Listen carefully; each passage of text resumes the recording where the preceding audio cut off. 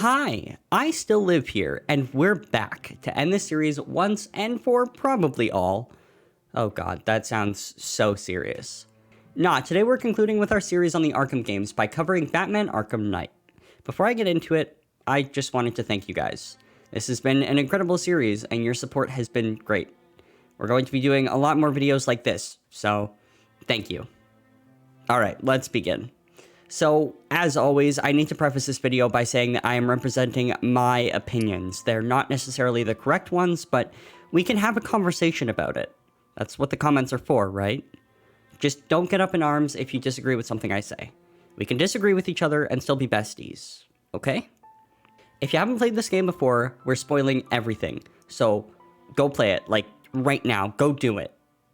I played this game on the PlayStation 5, and all of the gameplay was recorded on the console as well. However, we will be briefly touching on the PC port as, well, you'll see. Last thing before we actually get underway, I played this game on medium difficulty, so if you're watching and thinking to yourself, hey, their footage doesn't match how tough my game is, that's why, you dirty goober. Okie dokie. So, as you could probably figure out, Arkham Knight is the final game in the Arkham quadrilogy. Okay, apparently that's a word. Cool. It was once again developed by Rocksteady, who also made the first two games in the series. This game definitely comes back to the status quo of sorts when it comes to the overall feeling of the game. You can tell that this one was made by different people than Origins was. That's not a bad thing, and no shade to either game, but it's nice to end the series off with the same sort of vibe it started with. Another plus to Rocksteady overseeing the game, they made changes to the gameplay. Yes, you heard me right. This is not a drill. We once again got new gameplay mechanics to play around with. Because of that, and the fact that this is a huge game compared to the others, we're going back to a more similar format to the first two videos. Capiche? Capiche.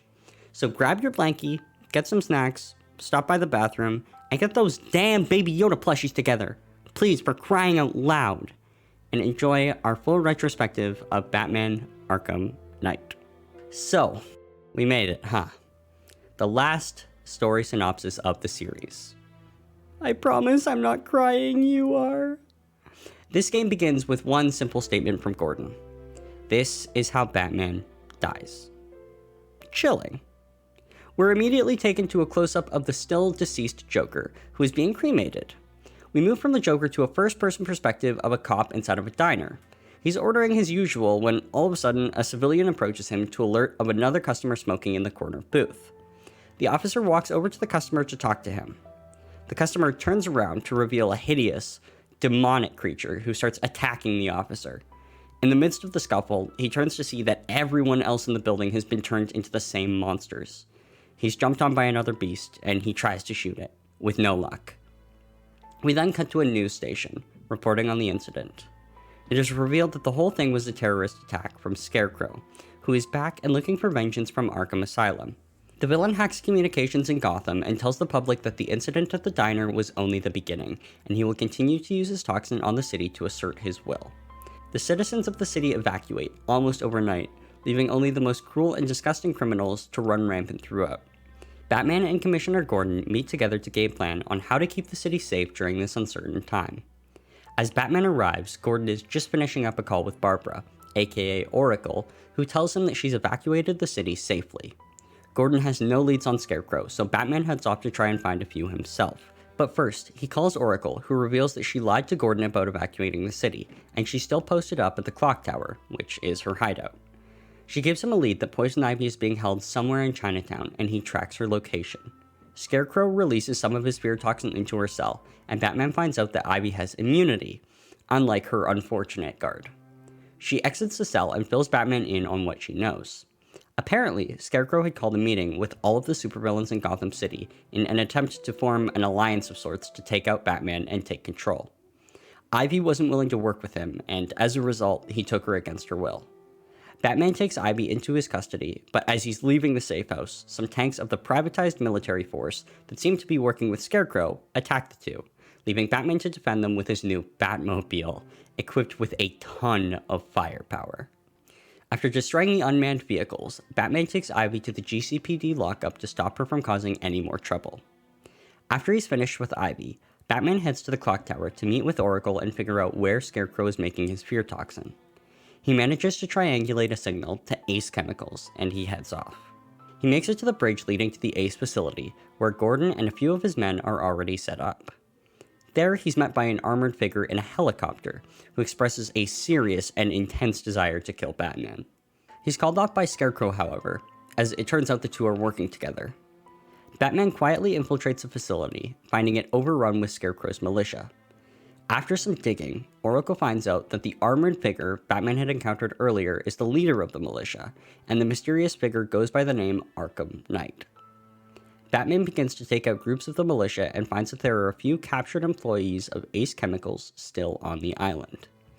After being rescued, one of these employees informs Batman that Scarecrow is making a massive bomb, large enough to cover the entire East Coast with his fear gas.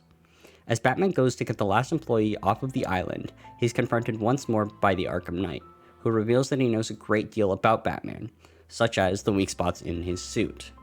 He gives Batman a warning, before escaping and leaving Batman to deal with the rest of his militia. Batman manages to clear the place out and finds Scarecrow. Initially, the villain surrenders, but reveals that he'll kill Barbara Gordon if the Bat doesn't let him go. Realizing that Arkham Knight has just kidnapped her, Batman accidentally lets Scarecrow escape. He tries desperately to maintain the radius of the explosion, but while he's doing this, he's exposed to high doses of the fear toxin. This toxin mixes with the Joker's blood still inside of him, causing him to have intense and realistic hallucinations of his former enemy.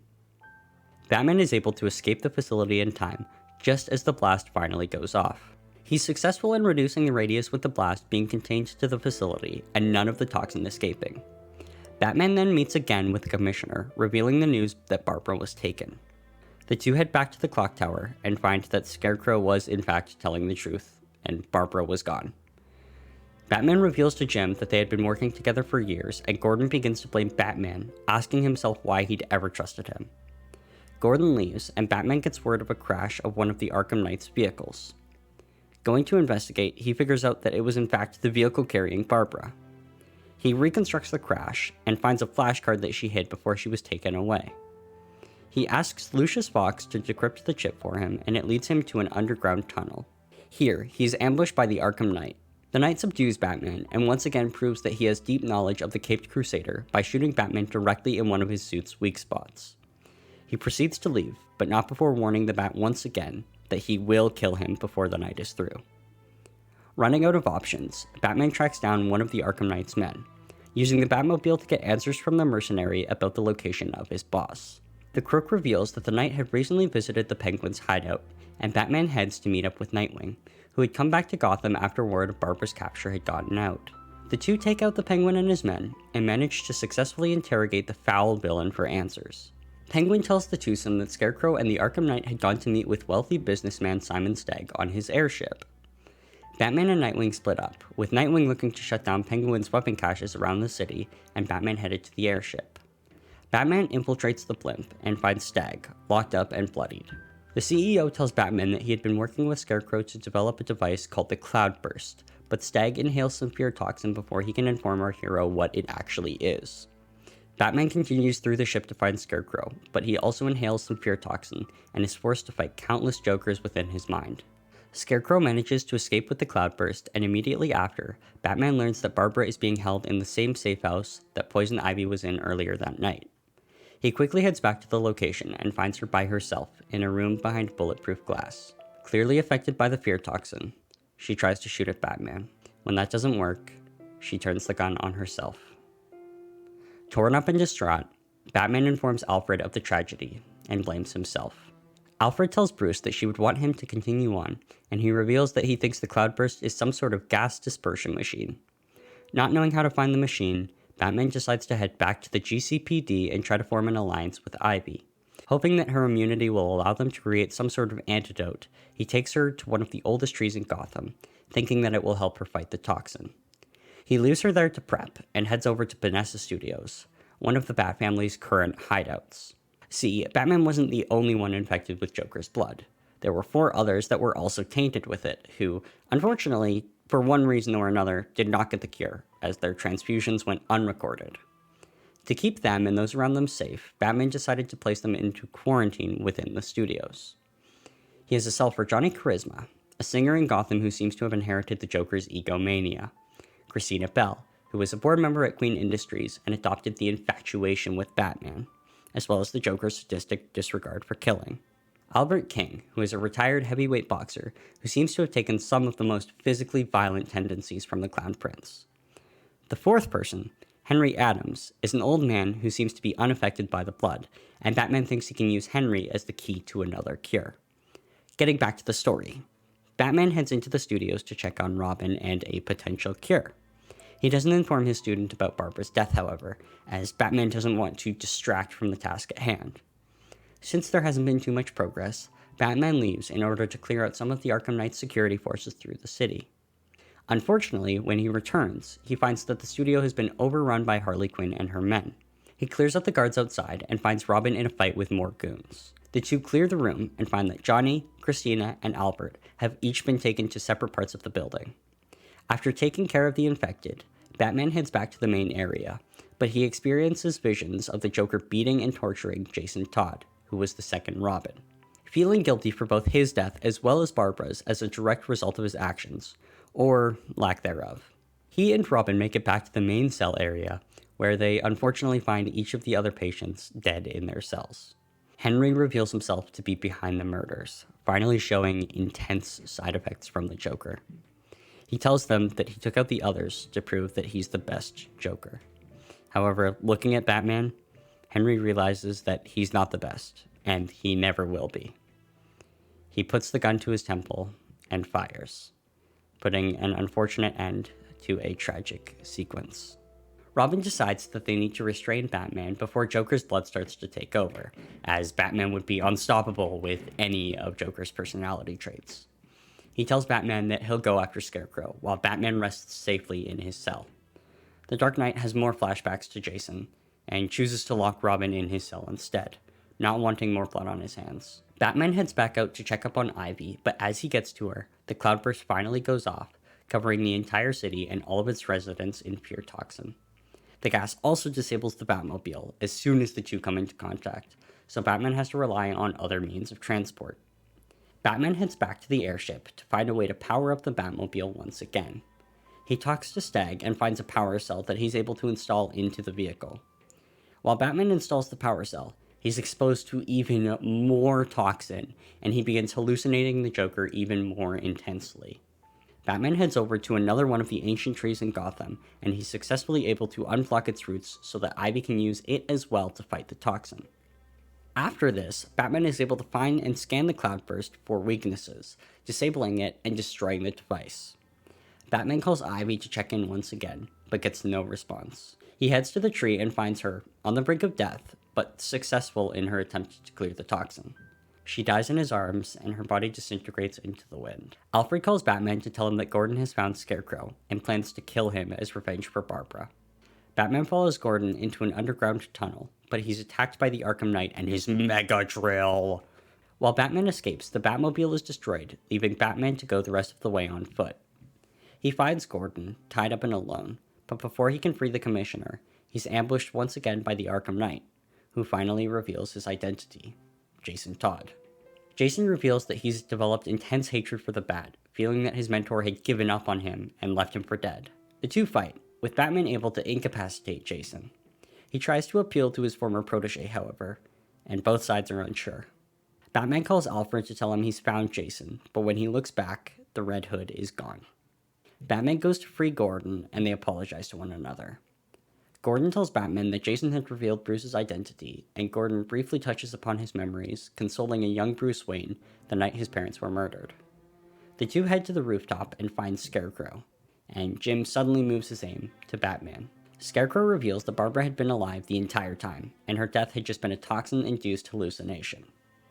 Gordon makes a deal with Scarecrow, Batman, for Barbara, and after Scarecrow agrees, Gordon shoots Batman, with our hero falling off of the building. Scarecrow doesn't honor the deal, however, and pushes Barbara from the rooftop as well.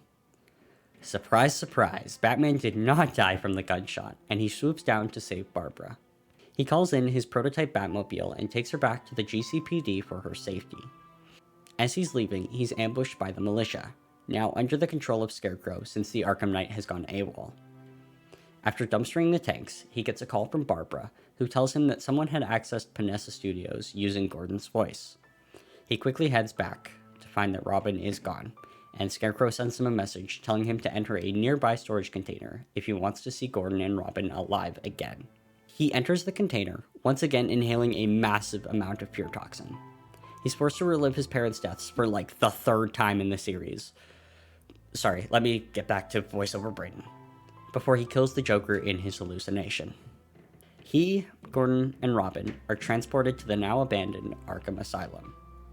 They're taken into the mansion, and Batman is placed into a standing stretcher, very similar to the one that Joker was in at the start of the series.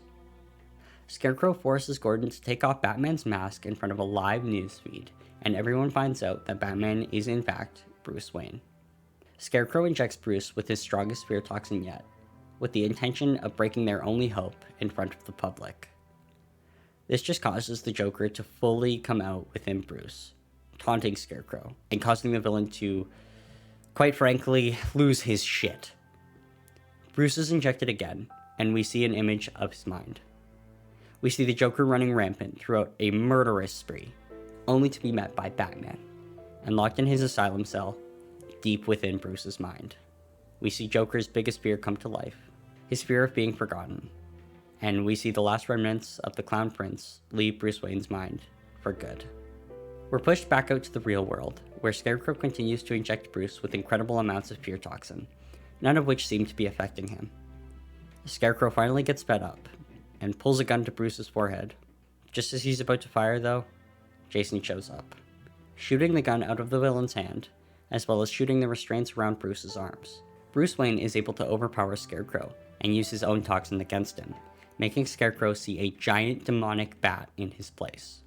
Gordon knocks him out just as the police arrive, taking Scarecrow back to the GCPD to be locked away. Now, here's where we got lazy. The full and correct ending is the Nightfall Protocol, but to get that ending you have to complete all of the side missions, and poor Chris has already been working to the bone, recording our gameplay with limited food and water in the basement, so I wasn't going to try to pull that off. I hope you'll accept this cute photo of some chalky milk, the objective best flavored milk. Now, if you were dedicated enough to get the Nightfall ending, then you would see Batman tell Alfred to initiate the Nightfall Protocol. Password Martha. Long story short, Batman heads back to Wayne Manor, surrounded by reporters. He walks into the house, closes the door, and it blows up, presumably killing both him and Alfred. It then cuts to a family walking down an alley. All of a sudden, they're approached by two thugs and ostensibly robbed. But just as it's going down, they look to the rooftops. And who do they see but the outline of the Batman? All of a sudden, the shape turns into a horrifying, massive bat creature. And cut to black, game done. Chris, you could stop working now. So yeah, that's how the Arkham story concludes. As of now, there are no plans to make another game in this series. However, Rocksteady is planning on releasing a Suicide Squad game later this year that is supposed to be set in the same universe, but it won't be directly continuing the story. So, yeah. I don't know how I feel about this one. On the one hand, I think they did the Joker really well. I was once again pretty disappointed that they included him in this game, but I was happily surprised with how they ended his arc, and with him being locked away and forgotten. Joker's need for Batman's attention is often talked about, but put in the context of being forgotten, it brings up some really interesting ideas. Joker sees it as a game, and what's worse than your mom coming into your room and telling you to get off of Minecraft when you're almost done with your dope-ass Rambo portrait? But seriously, I don't think we ever would have thought that Batman had the capability of just flat-out forgetting Joker. I always felt that the connection went both ways. Not only did Joker need Batman, but vice versa as well. Mark Hamill once again provides an incredible voice for the Joker. He and Kevin Conroy, who voices Batman, both agreed that this would be their last time voicing each of their respective characters, and you could just tell they went all out. I actually think that Arkham Knight has the best Joker of all the games, and that's saying something. While CD incorporates Joker in the best way yet, I think that he's at his most comfortable and wittiest in this game. I do feel strongly that the story overall is kind of muddled. I played through this game a few times now, and I still can't tell you the full story without looking it up and reminding myself. It just feels like every major story beat has been done before, and there wasn't anything that stood out like in the other games. The twists of the Arkham Knight's identity and Barbara still being alive were visible from just miles away, and as such, both storylines failed in carrying the main narrative. The devs relied on these two twists to push you through most of the game, and as a result, I was checked out for well over half of it. I do like how they re-implemented Scarecrow, however. His redesign looks badass, and they used the scars from Asylum to give him an added creepy factor. He felt like he was genuinely the most dangerous threat we've gone up against in the series, and the Toxin is always a looming threat. They also made Gotham way bigger, and I can without a doubt say that this is the best Gotham we've ever seen. It's huge, and each of the districts feels unique, with looming distinctive landmarks. Old favorites such as Ace Chemicals are given redesigns to help them fit the setting better, and I can't think of a single thing that feels out of place. But you will, so please tell me. They did a great job of giving enough space for the Batmobile, which we'll talk about later. And for the first time in one of these videos, I'm going to talk about the side missions, because I think that this game does them really well. Missions like Professor Pig and Deacon Blackfire are legitimately creepy and unsettling. Plus, I love how they brought back both Two-Face and the Penguin to give them a sort of proper farewell. The Man-Bat mission, while simplistic, was really interesting for the lore, and it brought yet another popular Batman rogue to this universe. The only mission that I legitimately didn't like was Deathstroke's, and that was just because I was already tired of the Batmobile by that point, and I just found one more tank combat to be boring. There's so much to do and explore in this world, and I just love it. My final overarching thoughts on the story. Probably the weakest entry in the series. Convoluted and kinda messy, with twists that surprise nobody. Sure, it could have been done better. But they're able to successfully send the Joker out in a blaze of glory, as he deserves. And I love how they ended the legend of Batman. Well, kind of. Before I started replaying this game for this retrospective, I had completely forgotten any of the changes that had been made between City and Night. I had a vague memory of the fear-based multi-takedowns, but that was about it. This game is a breath of fresh air when it comes to innovations in combat. New animations, new mechanics, new enemy types. Everything you could possibly think of. Starting off with pure free flow, they added so many new animations to make the already great combat system feel even more smooth. And let me tell you, it succeeds. Every movement feels planned out and necessary, with Batman using walls and the rest of the terrain to his advantage. They introduce environmental takedowns, where Batman can use lights and fuse boxes to take down enemies from full. This in itself allows for so many more combos, and breaking up the base combat with these takedowns is so satisfying to watch. At times, it almost feels like the best Batman movie you've ever seen instead of a video game. To keep the base combat from getting repetitive once you get through the awe of animations, the devs added a few new enemy types to make you rethink your strategy. The most important in my opinion are the medics, who can actually revive enemies that have been knocked out, as well as electrify enemies that are still fighting. This electrification needs to be dealt with ASAP, as if Batman doesn't disperse the electrical charge with his Batclaw, the enemy's attacks will do huge damage. They also added these like minigun brute big guy enemies, and yes, that is their government name. It's advisable to leave these guys for last, as you have to do like a complicated beatdown counter operation to take them out. These added enemies are awesome, and they add so much to the experience. I know in the City video, I commend them on their enemy types, and the fact it makes you have to strategize which enemies you'll take down when, but this takes that to a complete another level. Batman can now additionally pick up melee weapons. He can take these weapons from enemies and use them for a certain amount of time before they break. This yet again opens Batman up for a whole host of combat animations that we have never seen before. Add that onto the fact that you can fight as Batman and an ally simultaneously, and you have one of the biggest improvements in gameplay between any of the games. Rocksteady brought their A-game with this one, and I can't do anything but praise them for that. Moving on to the other aspects of the gameplay.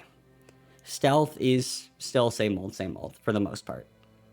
They added turrets that you have to get behind to disable that I guess add some interesting stationary targets to the battlefield.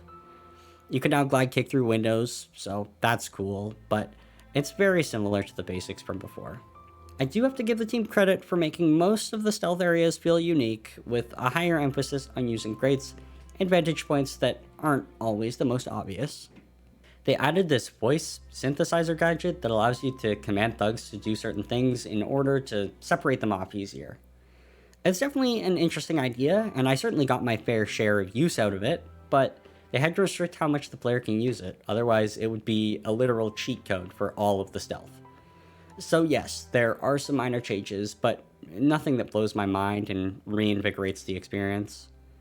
It's pretty stale at this point, and this is one aspect of the game that I don't actually think I'll miss that much. Speaking of stale, boring, and overplayed, let's talk about the thing that you have probably all been waiting for. Da-da-da-da! The mother-flipping Batmobile. How do I feel about it? Well, let me paint you a picture. I think it was the great Albert Einstein who stated, and I quote, "Doth hath not useth thine Batmobile too frequently, or doth hath have a fucking aneurysm." Direct quote, not my words, his. But the point stands strong. It's an interesting feature, but it's way overused. I would have been happy with like half of the Batmobile gameplay. That would have been a healthy amount, I think. The Batmobile goes beyond a new feature and into the relied on territory. It goes a long way to, meme alert, make you feel like the Batman, and I'm certain that every one of you was probably stoked when it was first introduced. But the constant necessity to use it for combat takes it well beyond a reasonable level. The Cobra tanks, the Cloudburst, and the numerous Arkham Knight boss battles, the Deathstroke side mission, all combine to make this an overused mess of a vehicle. It's at its best when it's used for its original intention, which is just driving and traversal. The thing looks so badass, and it makes you feel so cool just pressing a button and being able to remotely bring it directly to your location. You think of that, and you feel like maybe it could be redeemed, but then you remember to yourself that none of the tanks that Batman fights in the game, other than the ones the Arkham Knight pilots, have humans in them. Batman doesn't kill, he seriously maims, and the devs chose to play directly into that instead of building conflict and increasing the stakes. I'm not saying people inside the tanks would completely redeem the Batmobile, but it would have helped keep it interesting for longer. There would have been this moral dilemma hanging over Batman's head for the entire game, just trying to figure out ways to diffuse these intense situations without loss of life. I love how they even state over and over that Arkham Knight just knows Batman, like everything about him, and he didn't think to force Batman into a tough situation? Quite frankly, I think it was just an oversight, and it made this already infuriating feature even worse. This is by far the worst part of the game, and if you haven't played it yet, go into the experience with patience, knowing that the game will force you into using the Bat Tank more than you're probably comfortable with. My blood pressure can stop going up now. I want to talk a little bit about the PC port of this game, as it's been pretty infamous for a number of reasons. Chief among them being that it was utter garbage at launch, to the point where it was unplayable for tens of thousands of people. Turns out that it literally just wasn't playtested. Like, at all. It was an oversight that was almost immediately found out and trashed by the player base, for good reason. When you pay full price for a game that ends up being completely unplayable, you are in the right to cause a ruckus. Credit to Rocksteady though, they gave everyone full refunds even though they operated at a legitimate loss through the Steam store. This is one of the most infamous porting disasters in the history of the gaming industry, and I think it's greatly contributed to the stigma that this game sucks. I really don't think it does. I might have said this before, but the worst game in a great series can still be a great game, and I don't think that Arkham Knight is the worst game in the Arkham series. I think the improvements to the gameplay alone make it better than Origins turned out to be. This is the best that the free flow combat has ever been, and I really think it can carry this game. Yes, the Batmobile sucks and the story was quite disappointing, but they worked hard to bring in characters that we haven't seen before. People like Jason Todd and Kirk Langstrom, aka Man-Bat, go a long way to pushing out this universe and making it feel more and more fleshed out. I would rather have the devs try to innovate and fail miserably than just copy and paste the last game with no updates or changes. And I wouldn't even say they failed miserably here. They set the series off in a blaze of glory, and that's all we can ask for as Batman fans. They went out as they entered this world. trying new shit that changed how we look at games. That's pretty admirable. So, before we end, I want to look at the series as a whole and just talk about what it means to the overall gaming zeitgeist. Take this video as an example. Arkham Asylum came out in 2009, which, as of recording this, was 13 years ago. You're still watching this video. You're still intrigued. You're still thinking about it and coming up with new ideas or theories. You're still nerding out with your friends about Easter eggs or which boss was better. That has to mean something. The Arkham series revolutionized in-game combat and superhero games as a whole. I guarantee you that we wouldn't have gotten Spider-Man PS4, wink wink nudge nudge, if Asylum didn't blaze a path before it. Heck, the entire combat system is based off the same properties, and it's done really well, wink wink nudge nudge, in Spider-Man PS4. Rocksteady is even continuing on the universe with the aforementioned Suicide Squad Kills the Justice League game that is slated to come out later in 2022. While this won't be directly following the same story as these games, it is openly stated to be occurring in the Arkhamverse, some unknown amount of time after all the Arkham Knight hoopla. I'm super excited for this game, and it's great because it shows there's even more out there. This is the closest thing we've ever gotten to a DC Extended Universe since the Justice League movie, and this looks like it's going to be significantly better off the jump. We see characters from Batman such as Harley Quinn and the Penguin in the trailers, and they seem to be fitting into the game seamlessly. It's awesome to see. The Arkham series has changed my life, truly. Asylum and City were the first two games that I ever got from my Xbox 360, which, as it turns out, was the first major console I owned. Unless you count the Wii.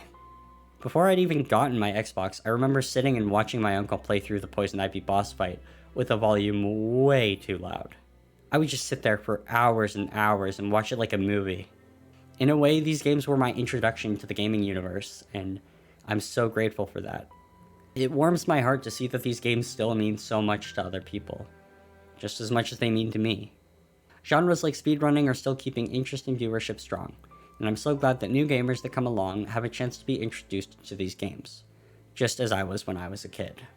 Thank you for watching this series, and thank you for hearing me ramble on for a crap ton of time about these games. I hope they bring you as much joy as they brought me. I love doing these videos so much, and me and the rest of the collective known as Vice Galt will continue to do them. That was the fourth and final installment of the Batman Arkham series, Batman Arkham Knight. Thank you for watching.